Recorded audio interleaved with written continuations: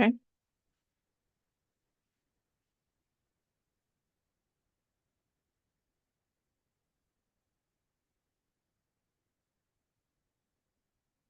Hi all. Good morning, good afternoon. We're so excited to chat all things DDX in this next hour.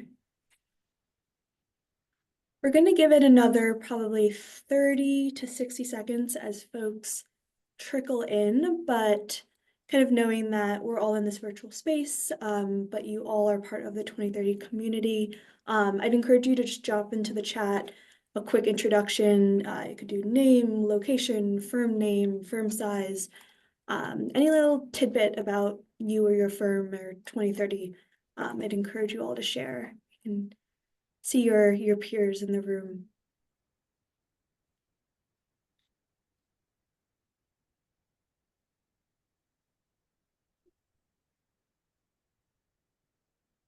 Good amount of who's going to kick us off in introductions in the chat? The chat is quiet. Maybe for your West Coast time, it's the post-lunch slump, which I experience very often. All right. Well, thanks, Dave. Thanks, Beth. Glad to see a lot of familiar faces. Good to see a lot of new faces as well. We are here. So this is our first open office hour for the DDX AI 2030 reporting for reporting year 2024. So if you all don't know, we're kind of on that same cycle as taxes. So don't be alarmed when everything communications and reporting will say RY24. We're in 2025. We're just reporting all of the good work you've all done last year for your active projects. Great. So really quick overview. My name is Ina Bakioki. I use she, her pronouns. I am the AI Climate Action Pledge Program Manager. So we work on both the Materials Pledge and 2030 program. I know that there's a lot of overlap with your firms, but if you have any questions or interested about Materials Pledge, please give us a shout, and happy to chat with you on the materials side of things. But today, all things 2030 and decarbonization, don't worry. I'm joined today by my supervisor, the program director, Melanie, that'll give you a quick, might be new to some folks, give you a quick moment for introduction. Yeah, thanks, Ina. I'm Melanie DeCola. I'm AIA Director of Climate Pledge Programs. I've been at AIA over 5 years now, but I was previously in the research department and coordinating programs with ACSA and doing all things research related. Switched over to the climate team about 4.5 months ago. So it's a little bit new on some of this DDX 2030 stuff, but getting up to speed and have done some reporting myself in the past. So I'll be kicking off the actual demo part, and I'm glad to be here. Thanks, Melanie. I'll give a quick shout out. Our 2030 Working Group Co-Chair, Jesse Walton, will be on the call shortly with us, and he'll be helping. Hi all. Hey, Jesse. Hi, Jesse. Yeah, feel free to give a quick introduction if you want. Sure. Sorry, I'm walking back to the office here. Oh, okay. Yeah, I'm out here on the West Coast and not so sunny Seattle, Washington today. At Malem Architects, have been deeply involved in 2030 commitment here in our office for a dozen plus years. Use the DDX. Bulk upload is mostly my preferred method, but familiar with all of it. So happy to help share my knowledge here. Thanks, Jesse. And while I know that there were some introductions in the chat, we are also going to do a really quick introduction poll. So as you stare at our names and our reporting reminders on the screen, introduction, 2 questions. Just curious who, in terms of signatory and reporting signatory, are here. And please don't mind my really unofficial newish seasoned categorization. You could argue that a seasoned signatory is over 10 years. I think our oldest signatories are about 14, 15 years of being a 2030 signatory. So older than the existence of the DDX. Yeah. If anyone remembers the good old spreadsheet times, I'm sure maybe someone in the room has some grumblings about that. Stories to tell. Great. Let me share the results if you all are curious. A good kind of 1/3, 1/3, 1/3. So we have new signatories that just hopped on to the 2030 commitment last year, and then the new-ish signatories that are the past 5 years. And then seasoned signatories, also about 1/3 of them. In terms of reporting status, a slight majority is never reported. So we're so glad you're here. We're so glad to jump in the DDX really shortly. And then folks who've only reported once, so you're still kind of getting your bearings. Maybe you weren't able to report your full portfolio last year, but this year might be your firm's goal. And then about 40% reported 2 or more times. All right. Thanks for humoring us. So just quickly, reporting kicked off January 1st, but the DDX is always open. You are always able to go into the DDX and update your project's data along any point of the year. And then it closes March 31st. So I'll note that we have separate open office hour sessions on the bulk import method, as well as the how to submit your portfolio reminder. So we're not going to get too much into that today, but know that we are going to be addressing it in future open office hours. And if you have any questions along the way in these next few months, our general inbox is the 2030 commitment at ai.org. That's where you'll find Melanie and I. We try to respond as soon as we can in terms of questions, comments, or bugs. So just a quick, for you seasoned folks, this might be a little redundant, but I wanted to give a quick nod to the new signatories that are in the room today. You all have done step 1, sign the commitment letter, and we are really excited. We're about to break 1,400 2030 signatories in the next month or so. So a really big growing number of architecture firms who have committed to reaching net zero in the future. So 2030 is our namesake, but knowing that if you've seen our reports, if you've seen any kind of decarbonization reports regarding buildings, that we still have a long way to go. The second step, and I'll say the 2, 3, 4, 5 are all a little bit muddled. There's not a perfect sequence for them. But alongside reporting your predicted design data into the DDX on an annual basis, we ask that 2030 signatories create a sustainability action plan.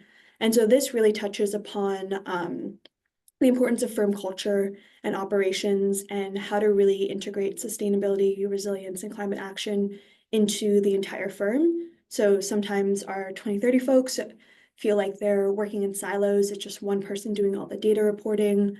And that can be a little bummer, and you want to share out what your entire firm is doing and what they you all want to make improvements on, culture, education, communication, hiring processes, where transportation, office life looks like.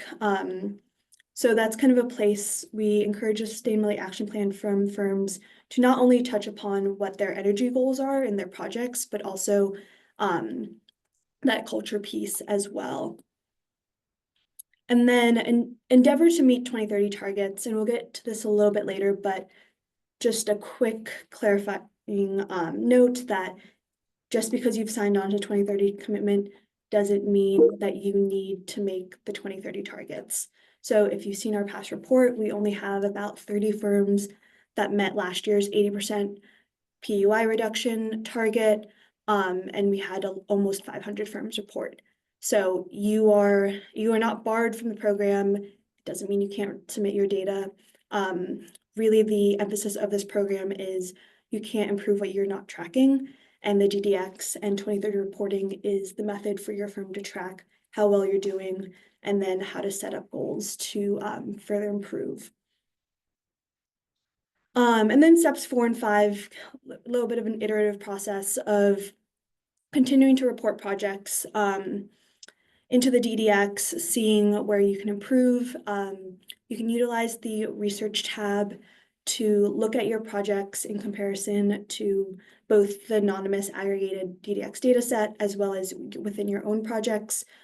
So what we hear from a lot of firms is kind of their own creation of their own 2030, for example, MALIM by the numbers. So how did your firm improve from last year's, or where you still kind of lingering in terms of improvement? So really using the DDX as a data collector and then taking that data and making it have it inform kind of what is next for your design teams. And then the last step is kind of reviewing and updating your sustainability action plan. So there's not a super formalized, we suggest kind of a 3-ish year review cycle, knowing that firms can change a lot, leadership matters a fair bit, as well as just kind of the merging of firms can change firm culture and firm processes quite a bit. So those are some pretty big points that would certainly encourage a review of your sustainability action plan. Right, and then just a quick nod to our resource, really self-explanatory, creating a sustainability action plan that works. It's a very dense resource, and it's not, you don't have to kind of read it from top to bottom, really just looking at the table of contents and seeing where your firm might be most interested in, and kind of going straight to there. There are a lot of great example case studies in this resource as well. So I'll include that link in our post-webinar email, but just wanted to point that out as a really good point to start, whether you need to create a sustainability action plan or you want to go review it. And then a quick nod to our typical myth and fact, kind of myth busters. Our program is free. Anyone can use the DDX, including non-signatories. This is a community of 20-30 signatory firms. So while we might have some of the answers, we really do encourage the leaning on your other peers to ask questions, share tips and tricks. And certainly a goal of ours on the 2030 working group side is to focus a bit more on case studies as well. And so just knowing that you're in this all together as an industry, so wanted to emphasize the importance of peer-to-peer collaboration and networking. You don't have to achieve the 2030 targets to be a part of this program. It is everyone's goal, but not necessarily most people's reality. The project does not need to be complete to be reported. So as long as that your project was active during that reporting period, then that is kind of the bare minimum to be reported into the DDX. It takes too much time is a big thing that we continue to address and try to alleviate, especially firms that don't have as much resources. Starting early is the biggest one. And then we say typically 30 minutes to input a project, one project, not your entire portfolio, to that question. And this can change, like people who have been doing this for many, many years will find it's a lot less time. Folks who have been able to implement kind of a 2030 reporting process across their firms, so they know when project managers need to give in their data and then implement a QA process. It really is a no one size fits all point of kind of figuring out reporting processes. So I would encourage you to reach out to us and we can either help give you any tips and tricks or connect you with a firm that would be similar size and scope. And then you all can kind of communicate and bounce off ideas as well. And we do encourage you to report all your projects, not just the good ones. Sometimes you see very large firms reporting maybe 5 or 7 projects and having their entire portfolio be net zero or almost net zero. It doesn't really benefit you all to just report the good ones, since all the data is anonymous, aggregated anonymous, so no one will know exactly whose project is who or whose firm is doing the best. As if you've seen our 2030 by the numbers report, it is just looking at trends of the entire data set. And we'll occasionally parse it by firm size, but there is over 100, 200 firms in each firm size category. So that would be indistinguishable for your specific firms.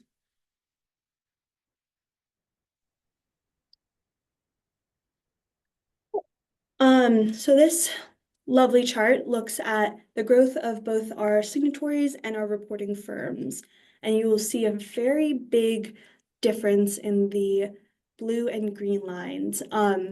So the first step is you all are here, you're ready to get into the DDX, and we certainly applaud you for it. But right now, approximately only 1/3 of our signatories are reporting their data. And so that is something that we really do want to work on. It's really wonderful when firms are ready to take the commitment, but you do have to continue on, and that means both reporting to the 2030 DDX, but also creating your sustainability action plan. So later this year, it is our working group's goal to dedicate a fair bit more communication education to help support the creation of sustainability action plans for firms who haven't been able to do it yet or are looking to refresh it.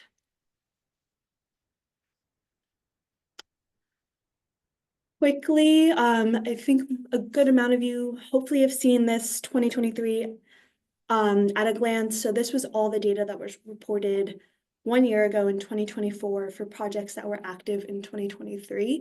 So we have continued to increase in total reported gross square footage, as well as projects, as well as reporting firms, and hover around the same amount of countries that are represented.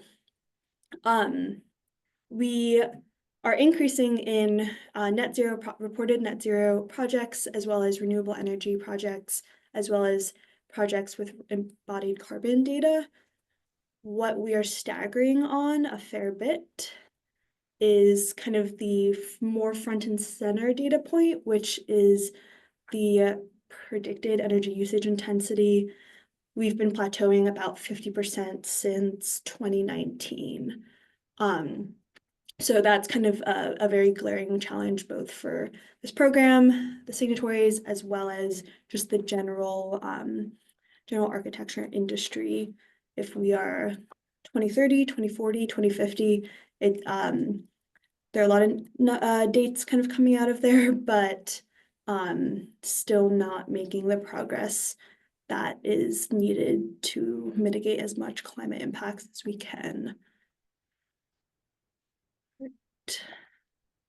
With that, we'll be answering as many questions as you can in the chat on the fly, but we will hold some time towards the end for you all to, if there are any more questions, certainly we'll address those live as well. But with that, I'm going to hand this over to Melanie to talk more DDX. Thanks, Ina. That's a great overview of where we are and kind of how we got to where we are, which is 5 years away from 2030. So I'm going to blow through some quick resources for you guys, and then I'll jump into a live demo and actually walk through inputting a project. So next slide.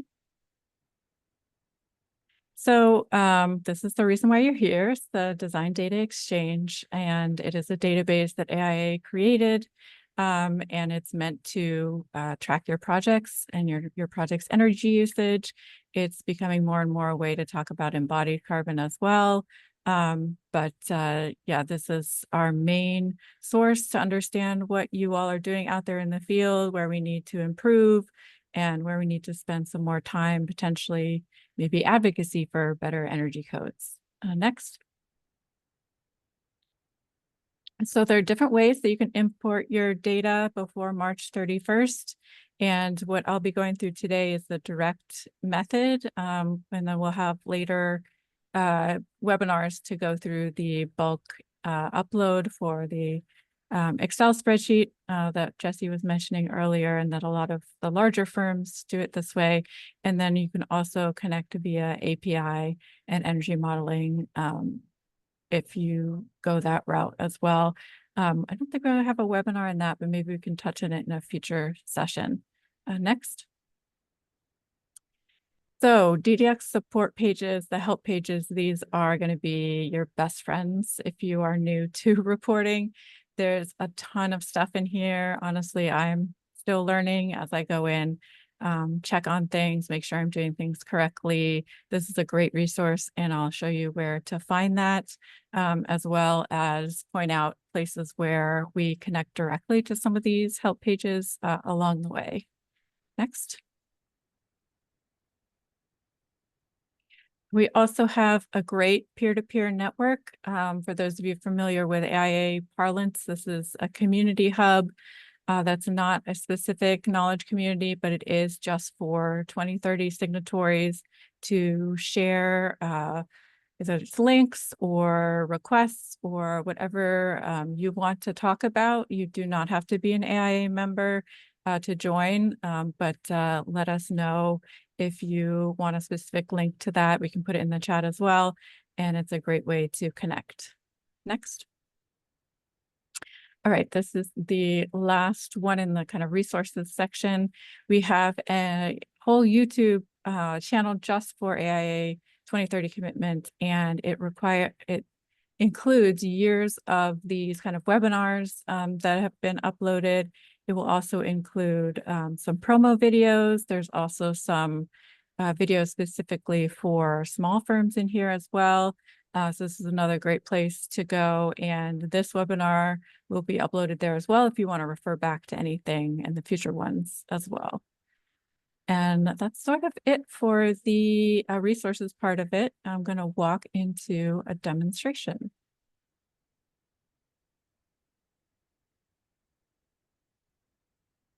All right, make sure I'm sharing the correct screen.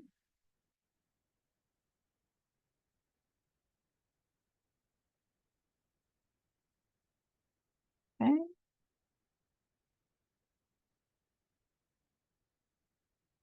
All right, so I'm already in the directory because I was looking something up. So I wanted to show an overview of what the DDX looks like. This is a test account that we use, but there have been some changes in the end of last year that I wanted to call out. We also went through this on a previous webinar, but wanted to show you that looks a little bit different than it used to. There's a different image here. And also we have moved the signatory directory from .org onto the DDX directly. So that's what this link is here. And if you click in, you will see the screen I was just showing. This is where you can look up your firm and other firms. You can do some sorting by firm size. The top reporting firms are firms that have reported 80% of the time since they've been a signatory, so that number of years, and then whether they have uploaded a sustainability action plan as part of their signing on, which every firm is supposed to do. Realize it's not always applicable to everybody. On the right-hand rail here, there's some links, so you can go in and check those out. But I did also want to call out, if you're looking for examples of the sustainability action plans, you want a place to start, you can click on the Dropbox link. It'll take you to a great repository of information by firm size, you can check that out. So going back to the login, I wanted to point this out, which I actually had to be introduced to. I missed it completely. The help connection here. This is where you go to see all of the help pages. I'll just open the main page here. If people have questions on this or want to get into it, we can do that a little bit later. But this is literally the DDX Bible. There's overviews, all of these come down. There's the open office hours schedule for future office hours is in here. You can register right in here. There's a ton of stuff specifically under managing projects. Everything you could want to know and never thought to ask is probably here. So with that, I am going to log in and begin going through the different fields. So right off the bat, here is what your basic kind of dashboard is going to look like. This one's already pre-populated because this is our test account. So there are quite a few projects in here from previous demos or just things that we were trying out. You should have a lot of these same tabs. If people are interested in the research tab, Jesse is an expert on that. So I'll bring him in if people want a little demo of what you can do there. The only thing I will mention is that if you're not a full admin for your company, you probably don't have the submit portfolio tab here. So that's one way to know. And you won't be submitting portfolios yourself. Scrolling down, I'll just point out that anytime there's a little pencil, you can edit. It'll open a dialog that you can go in and change things. There's a ton of filtering that you can do, customization. I'm not sure people are even fully aware of it, but you can change the columns that you see on your dashboard. You can search by project name. You can create a project from here. You can export all your projects as well. So what I'm going to do today is create a new project. I'm just going to keep an eye on the time. And here is your basic information that you're going to input, and it gives you the steps here. So I'm going to do a basic office project for the DC area because that's where I am. I'm going to do, I'll actually put the year in here just so I can see it, but you don't have to do that. Project status, want to make sure that it's active. You can put things on hold. I recommend doing that instead of canceling them. You can go back in and take them off of hold if you're lucky enough to have a project go back live again. The firm project number, this is an automatic number that gets designated to your project when you start a new project. You can override this, use your own firm's nomenclature so you don't lose things and it makes sense to you. You can change that. Okay, here's something that's new. We can go into this a little bit later too. If people are interested in understanding the embodied carbon only field or input journey, this is a whole new section of the DDX that just came online basically the end of last year. It is not required for reporting. It is fully optional. But it is new and will continue to be refined over the coming year. But I'm going to choose whole building at the moment because that's the majority of what people are doing. Interior only is a little bit of a simpler interface. I'm going to choose new construction, office studio name DC, country. These are all drop downs. Then we're going to input the postcode. And you see that this climate zone was associated with the postcode. That is wired in on the back end, and it'll give you the climate zone that you're in. Washington, DC, District of Columbia, and then the units we're using Imperial. All right. And if you notice that this button here went to green, that means you've completed the necessary requirements to move on to the next step. If it's gray like this, you have missed something. So you gotta check and see if you filled out everything that has a little asterisk next to it, that'll tell you if it's required for reporting. So moving on with our sort of imaginary office project here. I'm going to enter occupancy dates. I'm going to enter the energy code. Note on the energy codes, we update these pretty much every single year. There are some new ones in here this past year that we just updated the end of the year. But I'm going to use the DC specific. So these other fields are not required. If you want to enter them, we love having your data. We love understanding what you all are doing. They are not required and they will not be shared out.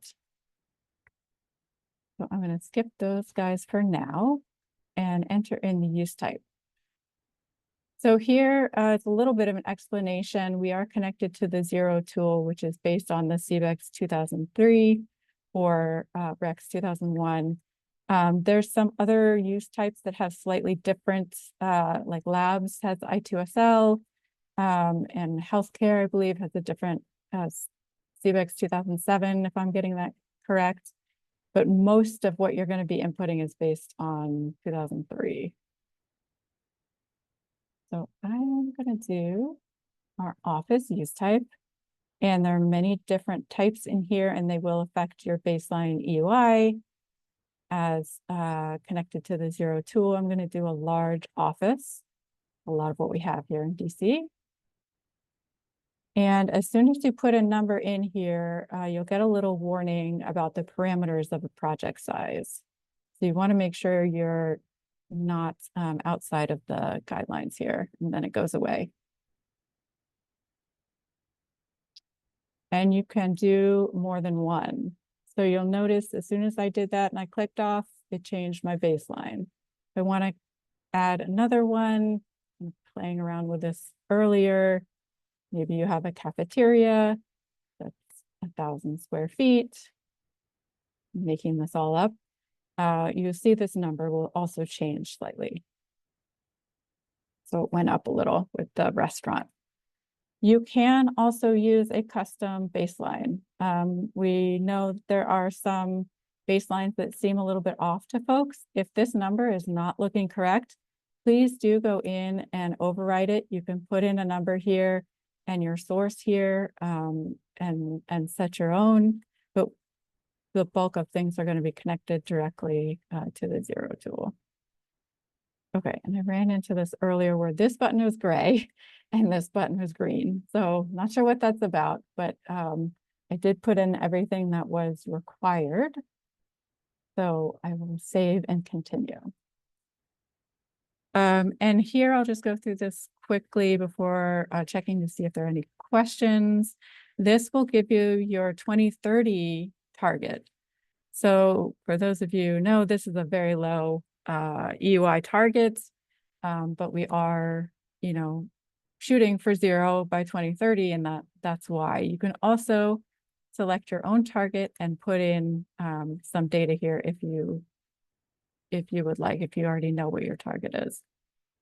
One more thing on this page is you can also filter and see the ranges for the different use types that you are comparing against. This already populated office large and food service for DC area. And you can also select the different climate zone, and it'll give you a little bit of a different result here. Any questions that we should address before going on to the design data stage? Yeah, I see Jesse unmuted. Yeah, there's a question from Dave Hubka. I hope I'm pronouncing that correctly, asking about if a project can claim net zero energy if they're 100% electric and the utility provider commits to net zero. I would assume you mean emissions by a certain date. Currently, the calculation methodology for net zero energy is based off of kilowatt hour to kilowatt hour if you have on-site renewables or dedicated off-site renewables. So that's how the calculation methodology gets you to zero. For emissions, getting to net zero emissions, and it's calculated using the Energy Star Portfolio Manager Technical Reference Guide, which uses eGrid subregions and what those emissions rates and avoided emissions rates are for that eGrid subregion.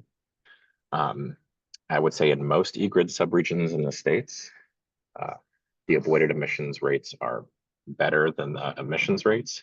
So you actually don't need as many kilowatt hours on site as you do, as you are using to get to zero emissions. It's a little bit odd to think about, but that is the current calculation methodology we use and a bunch of other folks use. But so I would say no, the project cannot claim zero on at least on the DDX, even if your utility is claiming net zero emissions, because we're using a larger pool of kilowatt hours in the eGrid subregions. And then it looks like you talked about the target graph. Suzanne Meyer had a question about the reading on the target graph. I guess I had a question. Is that for every project in the DDX, the food service, restaurant, cafeteria range? I see Ina nodding her head, yes. And then we've got a custom company that would just be for us as well. For this, yeah.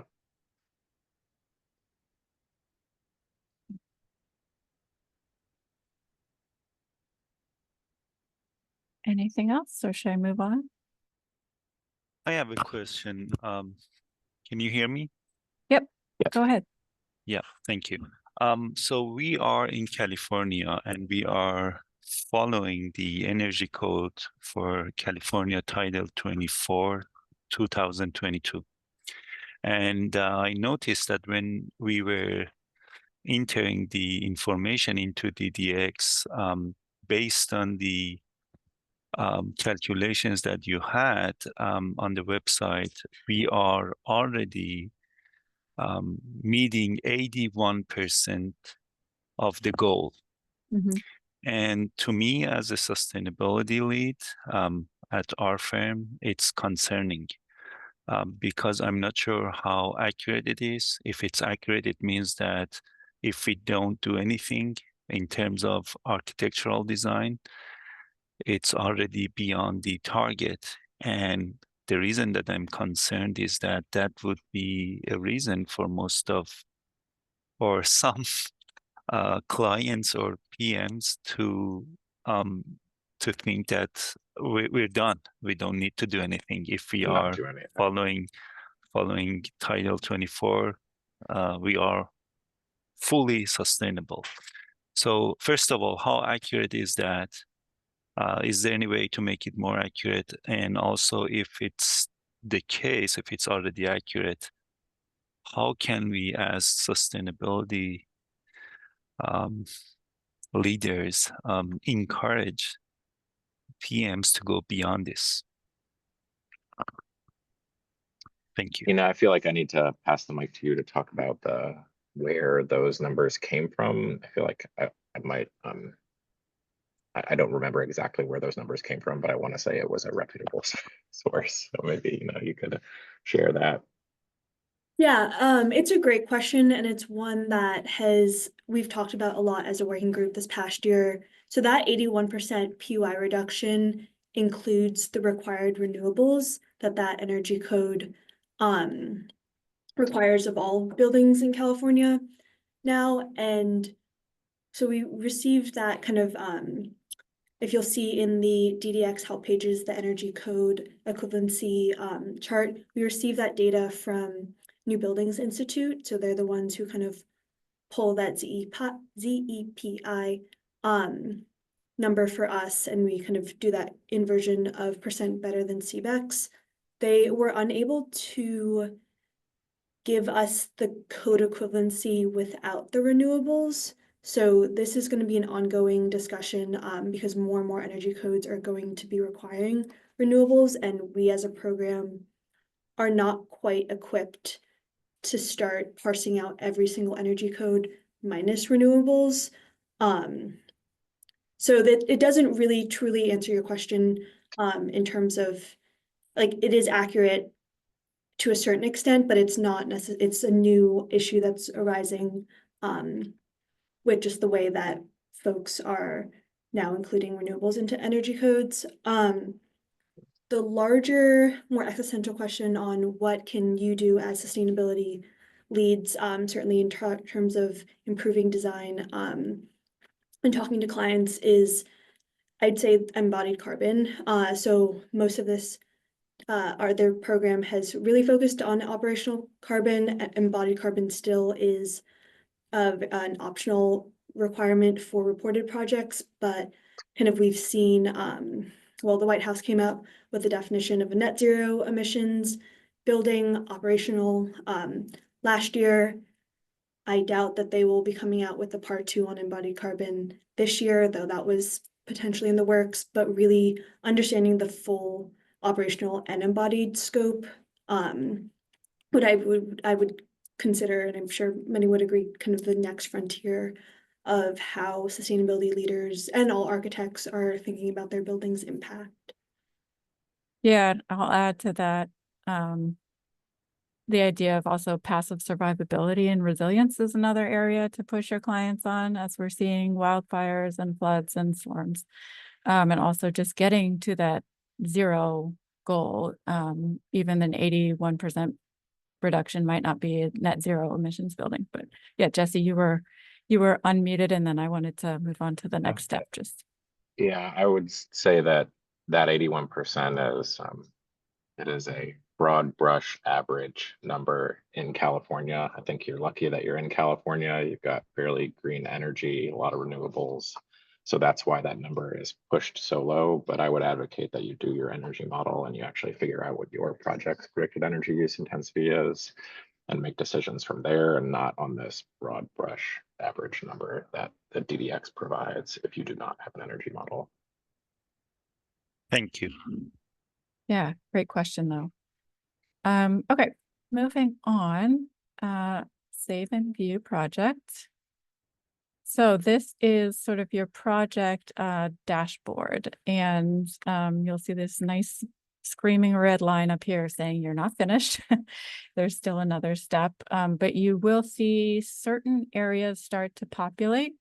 So your EUIs are populating here. If you need to edit things, you can still go in. You can hit the little pencil. If you are downsizing your restaurant square footage, you go in and change that. There's 2 ways to move on. Oh, before I get to that, add collaborator. Here is a place where you can add an individual who might be within your own firm, or maybe is doing your energy modeling. You want them to input some data. You can put, if they're a DDX user, they have an account, you can put their email in here, or you can do it by company. This is also new. You can fill in a company here as long as they are also in the DDX, and then an employee, you can give them read permission or edit permission. Okay, so 2 places where you can get into the design data part of things. One is here, the little add design data here. It's just a little window that pops up, or you can go up to the track data here, which I'll do. So very, very basic. The required portions here are these top 2. I'll just select one here. Please leave this at reporting year 2024. This is the default selection here. You don't need to change that. We are reporting for the year previous, so that is correct. So I'll just quickly go through that part of it. You'll see that the little red little bar went away. That's a good sign. It means you're on the right track. And I'm just going to zoom out for a second and then zoom back in. So here we go. And I've had to do this every time, is refilter my reporting years so that I get the okay, here we go. 2024 office test. There are some things you can do straight from this view here. You can delete it, you can add a collaborator, you can edit, you can track data. So I'm going to hit track data. It takes us back to the page we were just on. Nothing has changed here. I'm just going to walk through a few of these menus, and then maybe I'll go back to and address some questions, but I'll just show you what's in here. We really, really, really, really want you to do energy modeling, realizing that not every project will, but this is a great place to input some data. You can select your date that you did this. Remember, we're going back into the previous year. You can select your tool. You can select who did your energy modeling. I'll just put a few of these things in here just to get this going. You can put in your cost. That is not a required field, but it is available. And quickly, I'll show you the fuel source part here. There's also a link if you have questions about how this is derived, because this is honestly, it goes a little bit above my pay grade. But you can enter in your grid source here if you're going up grid, electricity, gas, district, other fossil fuels, on-site, off-site renewables. You can enter in as much data as you have. You can do multiple fuel sources together. It will change the number that shows up here. It will change your operational carbon and carbon intensity. Yeah, Jesse, did you want to jump in? Yeah, I just advocate for teams, if you've put in, for the third of folks that have reported in the past, and put in your gross and net PUIs, I would think about entering your fuel sources this year in lieu of your net and gross PUIs, because if you add grid electricity, you add your on-site or off-site, dedicated off-site renewables, it will calculate your net PUI for you, as well as all your emissions in here. And just to clarify, on-site or dedicated off-site renewables will not offset any gas use you have on site. So we are just offsetting electrical use, not gas use. I'm just putting some numbers in here to show you that these numbers are dynamic. They will change as you input. Yep. All right. A little bit more on renewable energy sources. If you select yes, it will show you a range. You can use these drop downs to get more into detail. Again, none of this is required. Lighting power density. Honestly, I'm not sure if people use this beyond the interiors projects, but it is an option. Yeah, I believe it's optional if you're doing your net and gross PUI. You do not have to put in lighting power density. If you're doing interior only, you would have to put in the lighting power density. And here's one of the places where you add in some embodied carbon stuff. There's a whole other section, as I mentioned before, with the embodied carbon only journey that has even more detail. You can go in by scope and put in some actual data. I'll just show you basic fields here. Again, anything with an asterisk or comes up in red needs to be filled in. You can include equipment furnishings. That's just a checkbox. And then the different scopes and stages as well. I'd like to highlight here, Melanie, for those folks that have reported in the past and maybe have reported embodied carbon data in the past, the scopes and the life cycle stages here, the terminology has been aligned with the embodied carbon harmonization and optimization project. I might have messed up that acronym, but the ECHO project, so that we are all talking in the same terms when it comes to scope and life cycle stages. We are still only asking for one number for predicted embodied carbon intensity in kilograms of CO2 per metered square per whatever number of years your model is. As Melanie mentioned before, if you go to that embodied carbon only route, you can enter in even more embodied carbon data. You can actually enter in the emissions for each scope and each stage. So instead of one number, you can enter in many numbers. So again, it's optional. This is kind of a test year for this to align more deeply with the ECHO project and may work its way into the main project page in the future. Yes, that is definitely the goal. Scrolling down, biogenic carbon, this is just a question. You can input some details here if you have them. And then at the bottom, these are also optional. If you want to enter your window to wall ratio, you can do that, but it is also not required. So I'm gonna back out of some of these.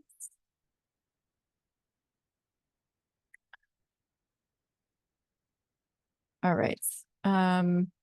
And as you see here, I'm missing information, so I cannot save at this moment because I said yes. I had some energy modeling data, so I'm just going to put in some numbers here. Assuming that I have renewables here, I'm going to take my EUI down.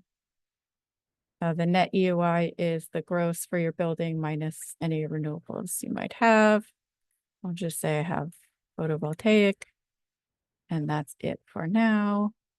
And you can save, and your project is saved. And I'll go back to the main. Questions, details that we want to get into? Do we want to look at the embodied carbon only? Do we want to look at the research tab? I can pick out some of the questions here. A question about from Adam about, is there a minimum amount of resolution or accuracy needed for an energy model? For instance, is a box model accurate enough?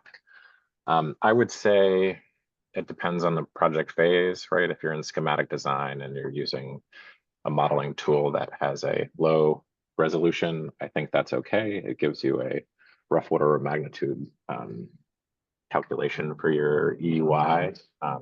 But as you get further along and you want a higher level of resolution, I would say that's even better.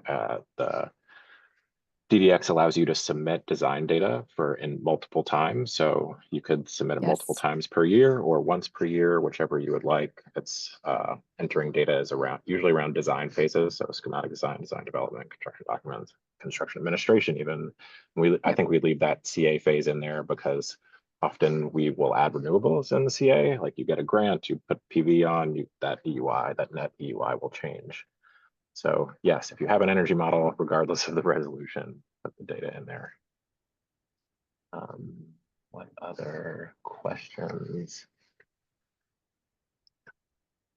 AA or other firms have advice on streamlining data collection for larger firms. I'm part of a small sustainability team responsible for filtering through many projects to determine if they're relevant or not relevant. Good question. Do we have in our, Ina is off the phone now, but I wonder that there's advice in there in our SAP. I'm assuming in our SAP guide, there's advice on that. I would say in my experience, I've done it multiple ways. I've had project managers and project architects responsible for that data entering it directly into the DDX. I know some large firms do it that way, where each individual project team enters that data. Seen other firms where a single person will be responsible for collecting all that data from project teams, putting in a spreadsheet and bulk uploading it, and kind of everything in between. So I think it really depends a lot on firm size, firm culture, expertise in the office. Yeah, it's kind of a bigger question. Happy to chat about it offline if you would like later. Yeah, and I think bulk import is the short answer to that question. I know the largest firms do it that way, and they have like cascading people in cascading offices and regions who all are kind of filtering data up to the point of contact, and kind of have gotten it down to a science in terms of uploading every single year. It looks like maybe there's a question about embodied carbon from Kristen. For the stages, it looks like you can select multiple. So if the project is transitioned, or is this about design stages, design phases? I'm not unsure. Kristen, did you want to ask that question?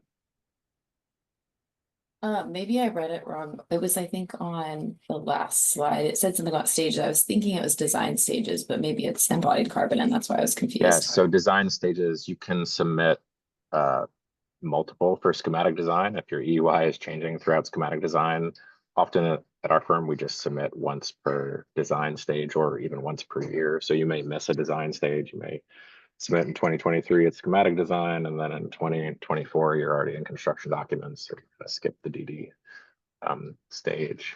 And then for embodied carbon reporting, there's life cycle stages. And that if you select multiple ones, you're still just putting one number. You're saying this one number, this embodied carbon intensity represents these different life cycle stages.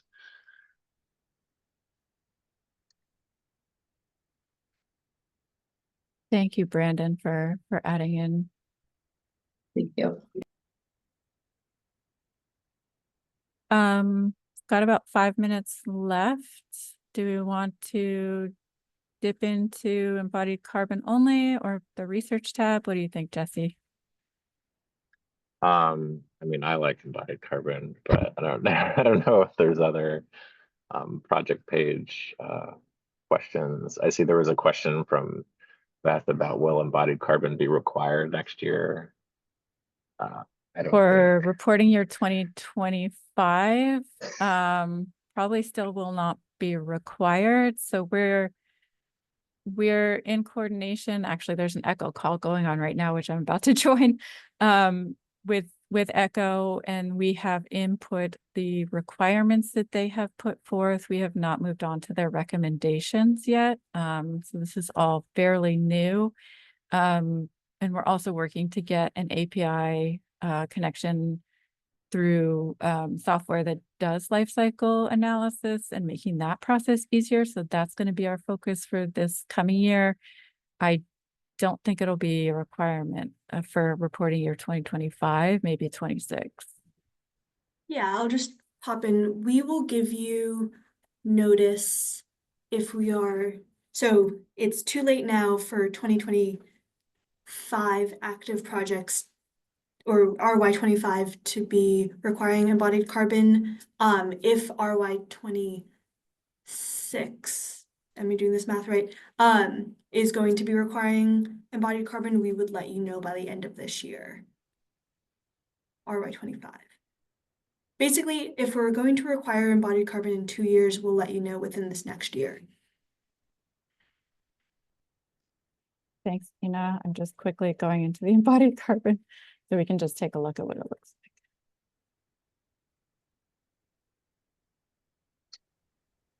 So this is the overview of what you can input in here. Estimated occupancy year, again, selecting your energy code. So this is kind of an alternate path right now to your setting up a whole building project. I'll just do. And you can also select unconditioned space. So if you have parking, this is the way to account for that. I'm just throwing in some dummy numbers here just so we can get on with it. So here we go. These are brand new. You will have a GWP number and an intensity here. These are new. Go into track data. Here's your main page. So we've got the same stages as in the regular journey. You can just go in and do more detail, and it will give you a total here as you're going through. And that will take you back to the dashboard and update your embodied carbon intensity, as well as giving you a total score. And then here's the biogenic question. This is the same. So that's like a quick overview of that with a minute left. And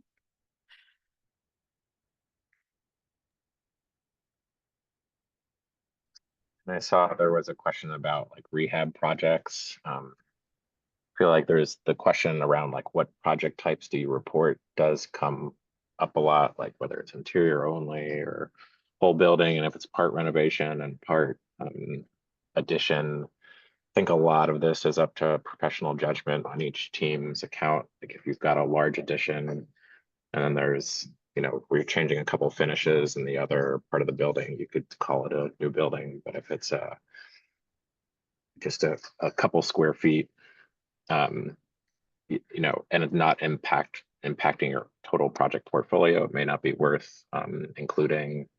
If it's a heating and cooling system upgrades on a single office, you know, maybe not worth the effort to report it, but if you're doing a large building and improving the mechanical systems and you're changing the predicted energy use intensity of the project, I would include that.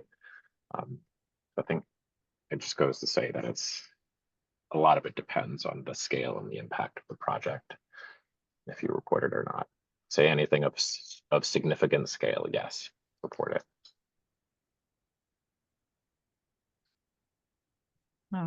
Quick question here to close out. Would it be okay if the submission of the SAP delays a little more than 6 months? Absolutely.